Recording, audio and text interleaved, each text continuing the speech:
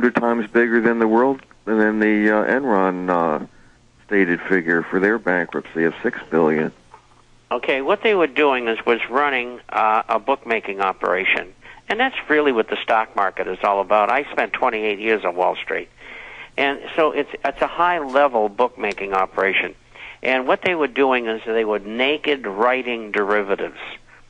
And I can't go into what derivatives are. That means no money backing it, just made-up crap. Exactly. And they got caught with their pants down. And it swept through not only Lehman Brothers, but a host of other firms and banks and financial institutions throughout the world. And that's why when they went to settle the derivatives, which was 3 or 4 weeks late, they wouldn't tell you what went on. No. Because the U.S. government stepped in and lent the money to whomever were the writers to settle the issues. And they're doing all this stuff behind the scenes. Yeah, that's why everything's blacked out. They're just giving each other billions of dollars. I mean, they're just stealing everything. Alex, and Bob, I just want to say that I don't have it in front of me, but I have a reference book that talks about the establishment of hedge funds as early as 1948. And they started small, but the secrecy has kept these things alive. And then they started getting into the options and futures and derivatives. And now they're going to pay it all off through hyperinflating the currency. There hasn't been any move towards disclosure on what they've done. That's right. You have the real government, the real economy, guarded by men in black uniforms who do whatever the hell they want. And you got all us down here, the schmuck slaves. That's got to change. On the web down, too. Got big articles about that up there. I mean, play the first 30 seconds of Australian TV. Play it, John. This is yesterday. And Senator Xenophon, who has an anti-gambling agenda, has said that he wants the system used to block out. But first, making news this morning, and the federal government will make internet censorship compulsory for all Australians. The Daily Telegraph says controversial websites on euthanasia and anorexia could be banned, and that would put our level of net censorship alongside places like China, Cuba, Iran and North Korea. A poll on Sunrise this morning asked, should the government censor the internet?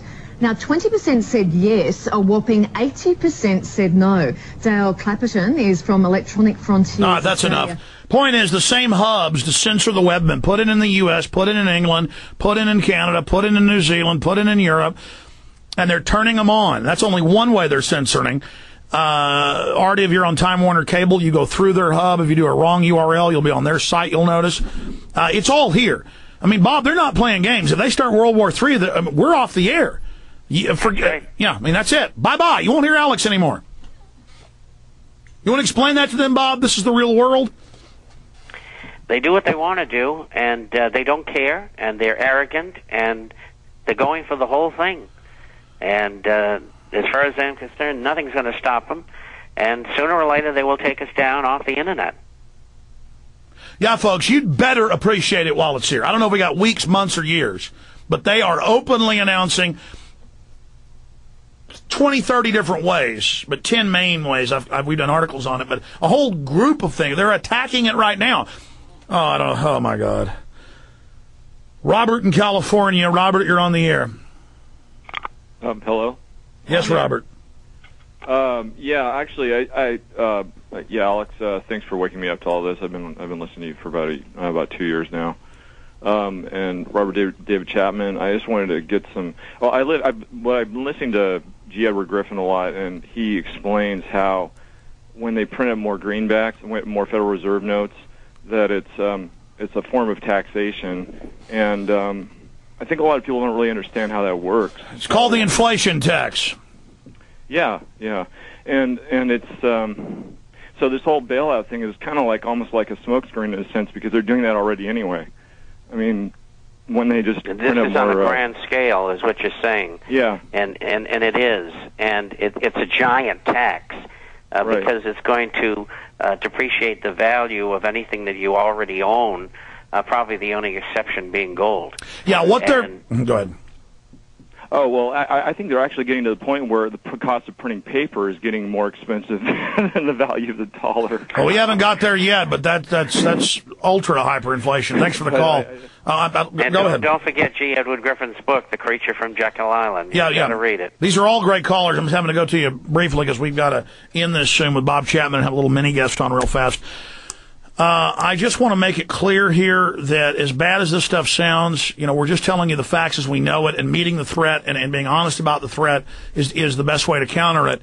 But the reason I think Bob may be right just about how quickly things may degenerate is that they're going for broke. I mean, when it's in the Associated Press that they are taking the $1 trillion+ bucks they put out first as bonuses and to buy up other banks as a consolidation and a vertical integration, and they admit that we were lied to about what it was for. We told you that day one. We could read the bill. The fact that they just don't care shows they've made the decision to just go all the way. Bob? I agree, and that's where we're headed, and people have got to wake up, and they've got to wake up fast, and they've got to try to do something about it. Billy Bob in Timbuktu. Go ahead. Yeah, Steve, I'm privileged to be on the air. First of all, it's interesting to me that the caller just before me had a time listening. Hold on. You just said your name's Steve? No, I isn't your name Steve? No, my name's Alex Jones. Alex Jones. And then you're talking to Bob Chapman. Yes. And then you gave the fake name of Billy Bob. Now go ahead. Anyway, you said you're spending $2,000 for phone lines, and I've got a good suggestion for you. If you go to freeconferencecall.com, you can get go to the Simple Event site. You can get 1,000 participant listeners, and it's absolutely free. People can call into this free conferencing site, and you can throw away, quit spending that $2,000. Well, we'll certainly do that. We just did that as they're shutting down the web as an emergency backup. We're going to try to expand it. This is our own phone cards, our own phone lines. See, that's on the Internet. That could go down. We're doing this on independent, real phone lines.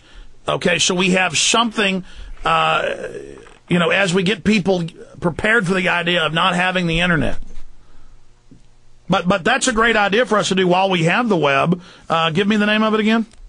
freeconferencecall.com, or you can call 877-482-5838. And then I've also got a question for Bob Chapman on the gas prices. Why were the prices falling the same time there was shortages being reported? Because we have a rigged market, and because the speculators were all bailing out of the market, Bob. That's it.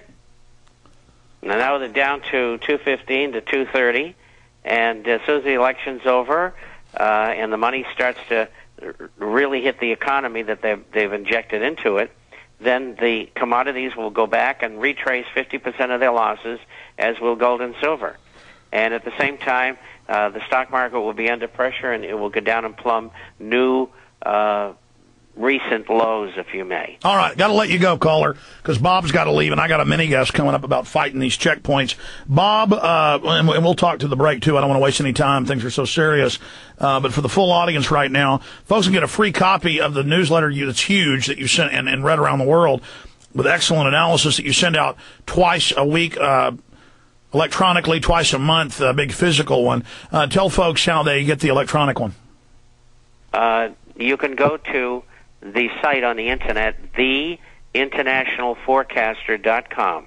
Theinternationalforecaster.com. You can email us at international_forecaster@yahoo.com, international_forecaster@yahoo.com, or you can call 877-479-8178. That's toll free, 877-479-8178. And get a free complimentary sample copy. Exactly. All right, Bob. Let's. Bob, appreciate you coming on, but here, just for the Internet audience, gold's gone back up some this week. The la-la land of nobody being able to get it, and it's selling $150 over spot 3 weeks ago, and then it drops $150. I mean, it's just la-la land.